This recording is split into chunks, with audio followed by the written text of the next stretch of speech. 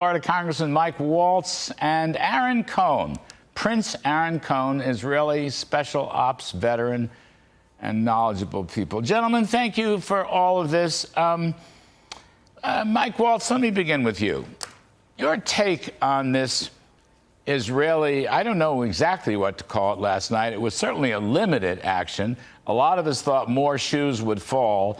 Some of us think more shoes will fall. But then again, Joe Biden has screwed this story up so badly, I'm not sure what to think anymore. What do you think, Congressman Waltz? You are an expert. You are a veteran. Tell me your thoughts, and then we're going to get to Prince Aaron Cohen. Sorry.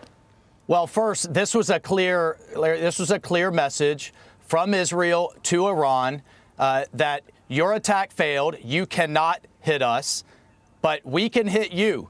And we can not only hit you, we can reach out and touch your most sensitive sites, your most sophisticated Russian-built air defenses around your air base and around your nuclear enrichment sites. And I think they sent that message loud and clear. I expect both sides will tamp down from here for now. One, because Iran's massive attack failed, and two, because Israel needs to focus on Gaza, and Iran still has its insurance policy in Hezbollah to the north, which would be a very serious threat to Israel. But I just want to hit one more thing on your point, Larry, because you nailed it.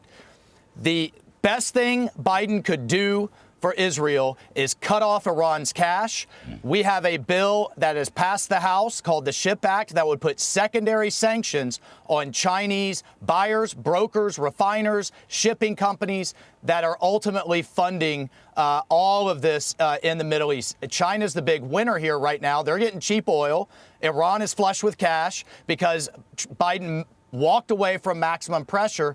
But the thing that's also upsetting why China is winning is our military is getting strung out from the Red Sea to the Mediterranean to all over Iraq, and they should be shifting to the Pacific. It's all because Iran is flush with cash. You got to cut it off. You know, a strong president, a.k.a. a strong President Trump, would have been all over China for a couple of years, never would have opened up this, eased the sanctions, never. They're importing...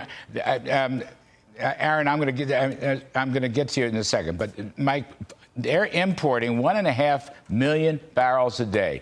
It's about 60-70% above what they were getting a couple years ago. That money is financing Iran. That's right. And that money is financing Hamas, along with Hezbollah and the Houthis. And you know what? My recommendation is Trump, if you had a President Trump, he would say to Xi Jinping, I'm going to double your tariffs across the board. All right? I might even triple your tariffs. That's right. You won't sell a damn thing to the United States unless you stop financing this war against Israel and also financing the Russian war, too. So that is a key point. OK, Aaron Cohen, I watched you last night with great interest, as I always do, and you were talking about a kind of layered approach with respect to Israel and Iran. Do you still think that here in the cold light of day this afternoon, or do you think we've seen the end of the Israeli incursion? Larry, I think that Israel has a knack for not talking when they're engaged in active operations. And so last night with Trace, these were the would-bes, could-bes, and maybes, and that's what I'm here to do. But I'm going to say this. Iran downplaying the strike, nothing more than a backdoor to get out of the reality that Israel is able to reach out and touch. And like you and I have been discussing since October, the last 6 months, Israel's got the capability to not only absolutely destroy Gaza, which they could have done on October 8th. Israel could destroy Iran. They took out Israel's nuclear scientist in 2020, and I can tell you that the Mossad, our foreign intelligence unit, was tracking that man since 2007. Israel's methodic and obsessive when it comes to their security, because we have to be. To respond to that first part of your question, I believe there could be more things happening, but Israel does its best work in the vanguard. It's the quiet operations that we don't know about. And obviously the lens got put on Israel, the optics. I believe a phone call was made to the Pentagon or to the White House. They probably said, hey, we're going to tit for tat. That's the beating of the chest. In Hebrew, we say, Baruchim habayim lemizrat tichon, which is welcome to the Middle East. That's the game that gets played back and forth. But the fact is that Israel hit extremely close to that nuclear facility. What they hit, we don't know. Was it an F-35 coordinated by their elite joint tactical JTAC unit lasing that missile, or was it a Predator? I don't care. Israel can get there from outside of Iran. They can work from Syria. They can work from Lebanon. They've got the capabilities. But again, Joe Biden's just kind of meddling in Israel's business, been doing it for 6 months. And it's time for Iran is the bigger threat here. There's so many things to list, Larry, between staging and how the world sees Iran. They're the major threat. They trained Hamas. They were paying them extra to come to Iran and train. This terror group that infiltrated Israel, the Nukhba, which is like their elite commando version, came in. They were trained in Iran, and Iran's at the center of all this, and the longer we wait, the worse it is for Israel's national security, the worse it is for U.S. national security. Now you're cooking. And last night, Larry, I said it's time to take a ship. Now you're cooking. Yeah. There's too much bloody appeasement going on here. We know the Biden want to appease. I know Mike Waltz agrees with me on this 100%. Look, Israel could take out oil fields. Israel could take out drone sites. Israel could take out the ballistic missile sites. Israel could take out the nuclear sites. They could do all that if they wanted to, Aaron. That's what I'm worried about. They can do all that. Here, let me ask Congressman Waltz. Do you think Biden is holding this up? Do you think that Israel's listening to Biden? And maybe they're not going to do anything now because they're about to go into South Gaza and Rafah, or what? Because I'm befuddled by this, okay? And I'm not altogether happy about it. No one's a bigger supporter of Israel than I am. I just don't get what happened last night. Well, again, you can disagree with allies, with friends, but you do it quietly. You do it behind closed doors.